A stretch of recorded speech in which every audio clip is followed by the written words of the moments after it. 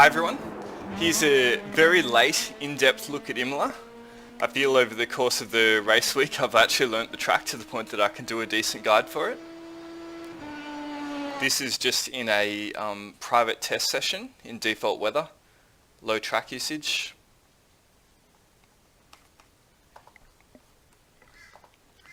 The setup I've gone with here is a little bit different to what a lot of people are running. A lot of people are taking a lot of downforce off the car, running quite high tyre pressures. I've lowered the tyre pressures down and put a bit more downforce on the car just to give it a bit more mechanical grip over the bumps so it doesn't oscillate, I believe the term is. It just gives you a bit more confidence when you're bashing it over those chicanes.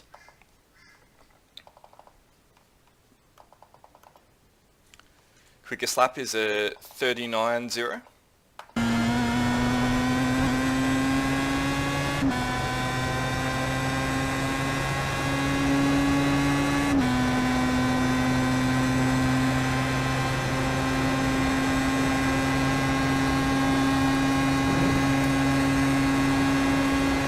Now coming into here, you want to brake towards the outside of the track, and I'm braking roughly in between the 50 and 100 meter markers.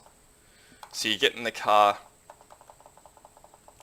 very close to the outside of the track under braking and trying not to catch the grass, as that will really compromise your entry. Down 2 gears in a fourth. Now on entry, you're wanting to, a lot of people try and bomb this braking zone to gain the time under braking, but you actually want to be on the brakes fairly early because you want to flow the car into the first apex. So you get it slowed down to fourth, and you're making sure you carry the momentum up over this inside curb.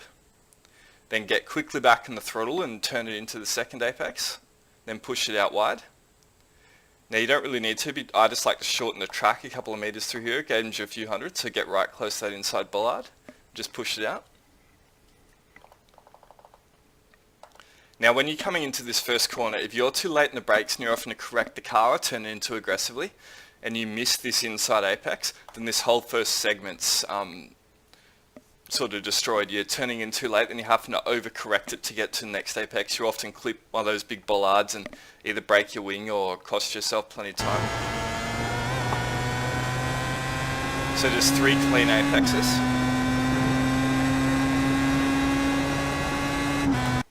Now coming down into here, I'm braking just before the 50 meter marker, down 1 gear, and turning in. You're wanting to get the car hard up on this left curb, carrying a lot of momentum up on it, sort of bounces the car, and then as soon as the car's kind of settled and landed, I'm settling it on the brakes over the curb, and then turning a hard right and bouncing it up over that curb, and if possible sort of keeping on the track. Now this wasn't 100% ideal. When you're coming off this second apex, you kind of want to either commit to keeping the car on the tarmac itself or pushing it out wide and carrying the momentum out to the green strip. Now I kind of done neither, and it got caught on that curb, which cost me a little bit of momentum.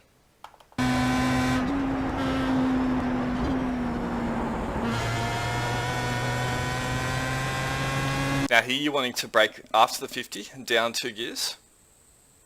Now kind of turning the car, trail braking it on the brakes and taking a late apex before getting hard in the throttle.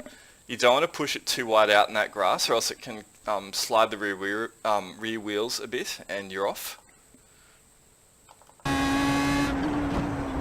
So trailing it in, late apex, then hard in the throttle.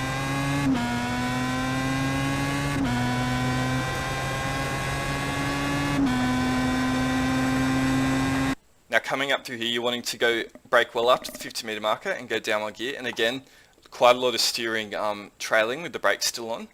Now what I'm aiming for is this white line, front left wheel on that white painted line, to really open the corner up. Got it, don't want to get too much curb. Now push the car out wide in the throttle. The second you hit that inside apex, you back out in the throttle and pushing it, but don't push it past this curb. This curb kind of sits up and you want it to catch the car, so the car will sit up on it and kind of turn it in. If you go over it, you just get caught on it and you've got to lose a bit too much momentum. So sitting up on the curb nicely and then powering out.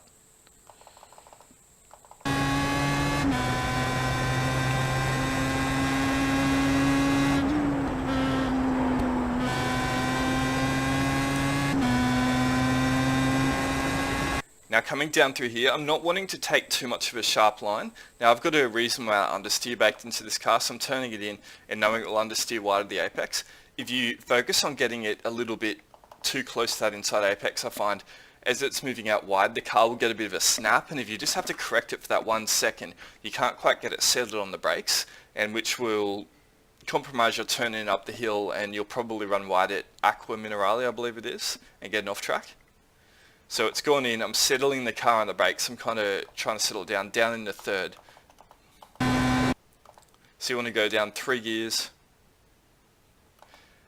and if you're well out wide, you're entering from out wide, and you want to get the car up, the front wheel up about here to really open the track up. Then harden the throttle. Touch the outside curb, but don't go too much over it.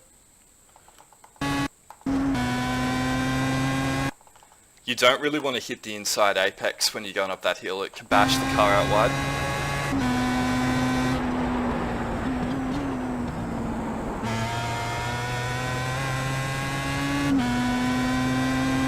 So now you've put together a good lap, you're getting up to the last section of the track and you just want to finish it out, but you can't relax because this next section is probably the hardest bit of the track.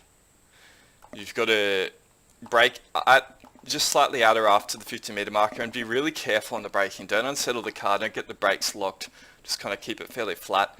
Then you've got to throw it in. I want to aim at this inside curb here and get the wheel up here. And you've just kind of got to pray, because once the car hits these bumps, anything can happen pretty much. 1 bump. 2, and I've kept it fairly settled, which allows me to have a good drive out. You want to use all of this green ripple strip out here. Any further off and you get an off track or slow down. I didn't quite clip the inside apex here, I was a bit too late on the braking. I got it, but I didn't get it perfect. But overall it was fine.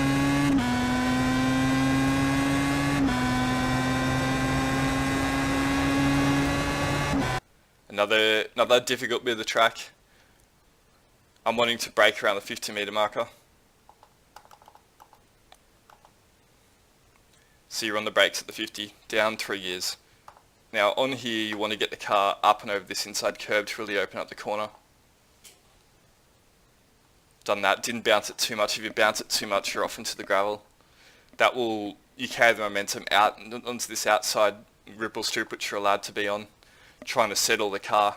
Now it's really important to not let the car run wide through here, so you want to take a fairly early apex, get it up on this inside curb, and get hard back out in the throttle, but don't let it get up and over this curb. You want to stay on the inside of it, because it will catch and you'll lose your drive down the straight.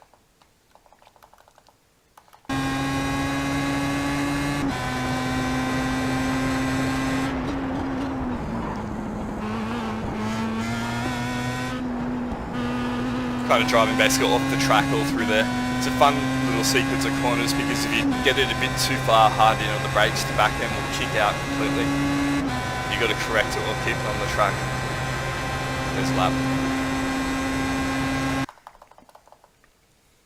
I feel that once you get the rhythm around here, it can be a fun track.